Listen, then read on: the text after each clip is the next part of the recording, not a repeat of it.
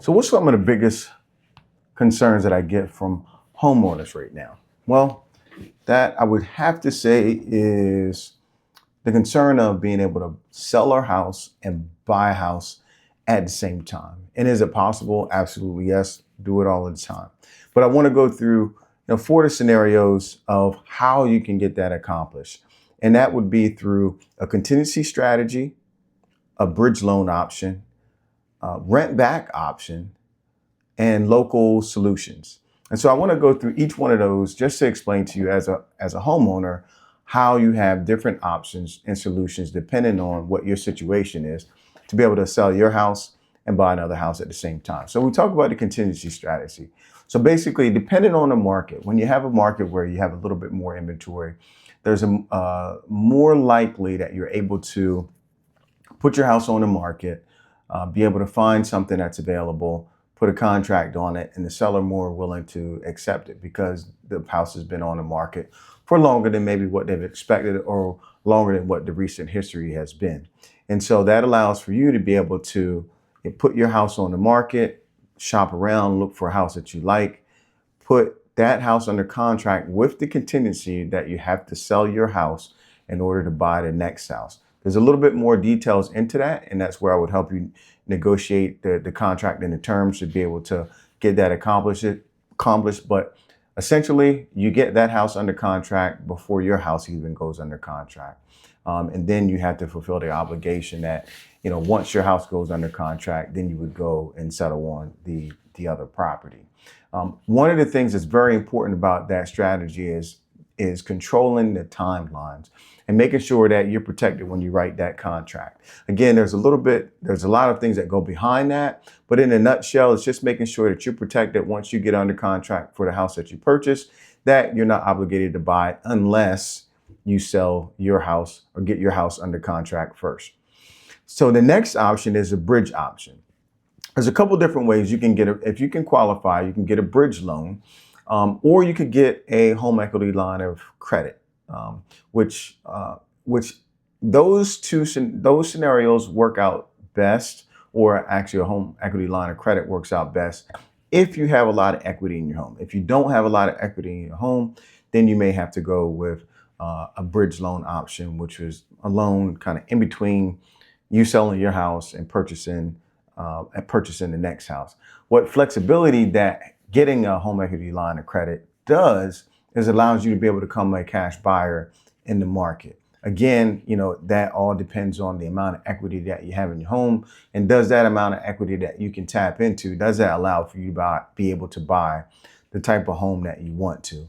And if it doesn't, that's where, you could combine that with a bridge loan to be able to have money to put down, as long as your credit income allows you to be able to get that bridge loan to kind of float between you would be floating between two mortgages. Basically, you'd be paying two mortgages at one time, but it would allow you to be able to get that one property that you're trying to buy under contract before your house is even sold.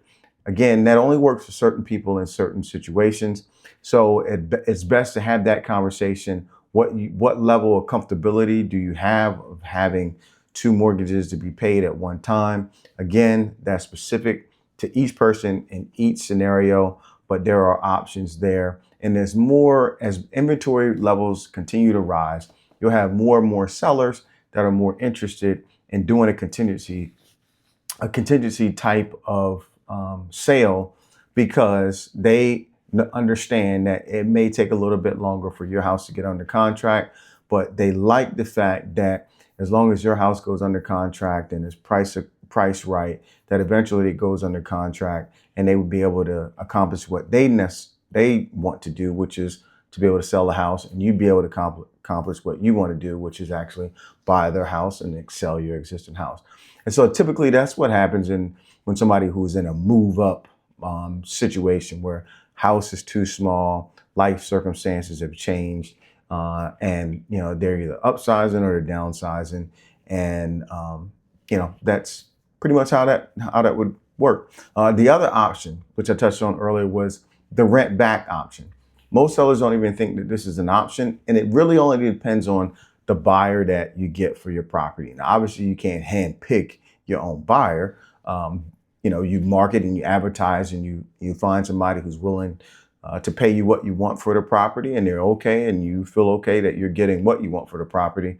But in some cases, they may not be in a rush, or they may even have a house to sell or a house that's under contract, and they may be open to the option of you renting back, having some kind of temporary agreement that allows you to occupy the property after you go to closing, which would give you a little bit more time to be able to find the next house that you want to purchase, and you be in the market as a cash buyer. That's probably one of the biggest advantages, is that one, you get all of the equity in the home that you have. Two, it allows you to be able to get in the market as a cash buyer, which is the best type of buyer that you can have. Now you only got to worry about a contingency of a home inspection. You can settle faster than anybody else.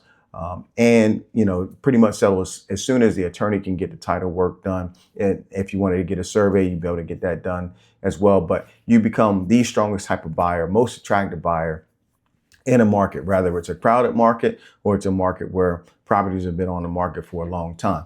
So a rent back option is an option. Typically that rent back option is not going to go longer than 30 to 60 days. Most buyers within that time frame, even if they're relocating or have a house to sell, there's a lot of things that can happen or issues that can arise when that layover tenancy is longer than that period of time. And again, it all depends on the new owner's ability to deal with the risk of somebody else being in the home when they actually don't own it anymore. And then also, the person who's occupying it, who's sold it, how comfortable they feel being there, not wanting to be responsible for any repairs or things that might happen while they're there. But again, that's another option. And then we'll go over the last option, which is your local solutions. So this depends on market to market or where you're at. A lot of times you might be able to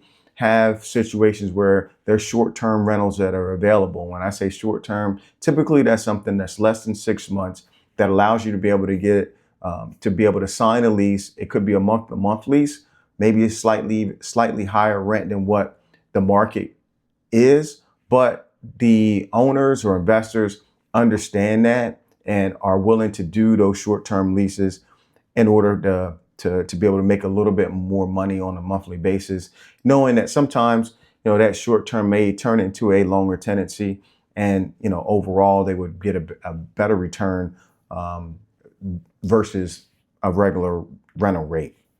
Then the other option is that there may be other investors. So like individual investors that your particular agent might have. I know, like with me, I work with a lot of investors, and there are times where maybe they've had a house on the market, they remodel it, haven't had much traction on it, and they're open to doing some kind of short-term lease just to be able to relieve the pressure of maybe, they've been paying interest payments on the loan that they got to be able to do the remodel, and they want to relieve some of that pressure and are open to doing a short-term rental or doing a year rental. Again, as a buyer, you want to go into that being as transparent as possible.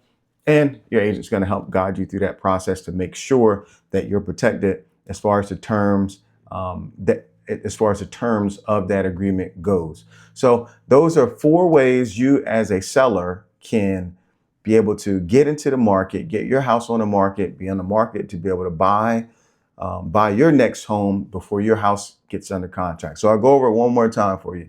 So you got the contingency strategy, you got the bridge option strategy, you have the rent back strategy, and then you've got your local solutions based on your market and what access to potential rental inventory your real estate agent has is going to depend on how much of an option that is for you. But hope you find this information helpful. Please always like, comment, and share this with anybody who you know that might be useful for. Take care.